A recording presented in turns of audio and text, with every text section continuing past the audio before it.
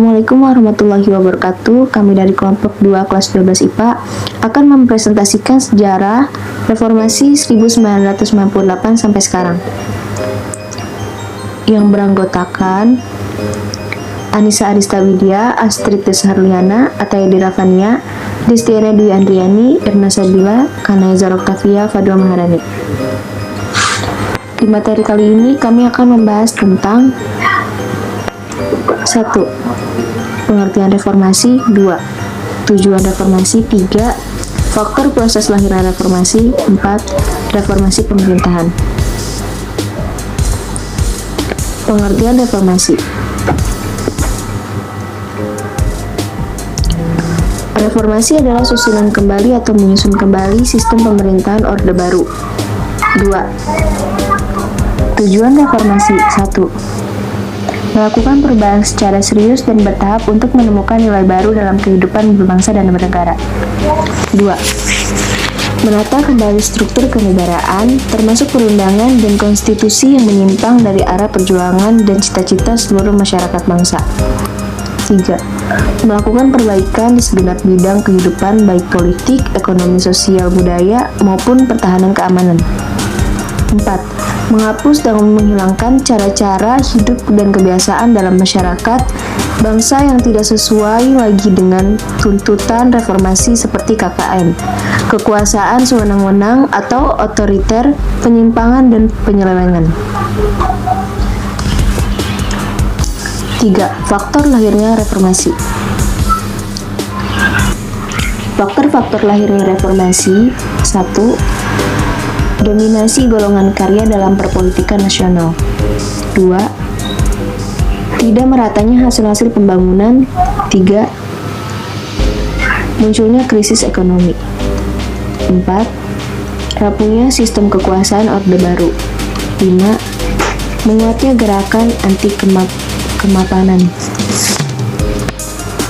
Pemerintahan reformasi.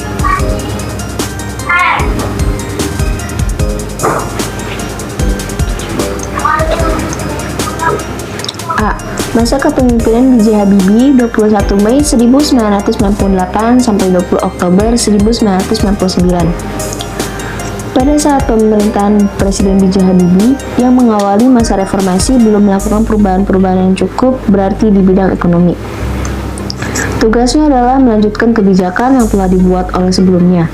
Kemudian, Habibie membentuk kabinet yang diberi nama Kabinet Reformasi Pembangunan. Berikut upaya-upaya yang dilakukan Habibie di bidang ekonomi, antara lain: 1.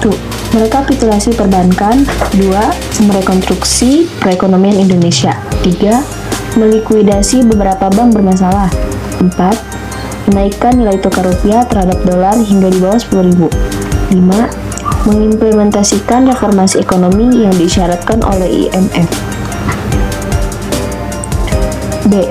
Masa kepemimpinan Abdurrahman Wahid 21 Mei 1998 sampai 20 Oktober 1999. Pada masa kepemimpinan Presiden Abdurrahman Wahid pun belum ada tindakan yang cukup berarti untuk menyelamatkan Indonesia dari keterpurukan. Kepemimpinan Abdurrahman Wahid berakhir karena pemerintahannya menghadapi masalah-masalah yang kontroversial. C. Masa kepemimpinan Megawati Soekarno Putri 23 Juli 2001 sampai 20 Oktober 2004. Masa kepemimpinan Megawati mengalami masalah-masalah yang mendesak yang harus diselesaikan, yaitu pemulihan ekonomi dan penegakan hukum. Kebijakan-kebijakan yang ditempuh untuk mengatasi persoalan-persoalan ekonomi antara lain: 1. Melakukan pembayaran hutang luar negeri. 2. Memelihara dan memantapkan stabilitas negara. 3. Memantapkan ekonomi nasional. 4. Privatisasi BUMN. 5. Memperbaiki kinerja ekspor. D. Masa kepemimpinan Susilo Bambang Yudhoyono 20 Oktober 2004 sampai 2014. Berikut kondisi dan kebijakan-kebijakan masa kepemimpinan SBY di bidang ekonomi, antara lain: 1. Hingga Maret 2005, utang luar negeri 136,6 miliar US dollar dan masa penundaan utang Paris Club 3 sudah habis. 2. Pada tanggal 19 Desember 2004, SBY menaikkan harga BBM mewah. 3. Melanjutkan pertumbuhan ekonomi Megawati. Diperkirakan pertumbuhan ekonomi naik hingga 4,4 sampai 4,9% dan inflasi meningkat yakni 5,5%. 4. Menaikkan pendapatan per kapita dengan mengandalkan pembangunan infrastruktur dan mengundang investor dengan janji akan memperbaiki iklim investasi. Sekian dari kelompok kami. Terima kasih. Assalamualaikum warahmatullahi wabarakatuh.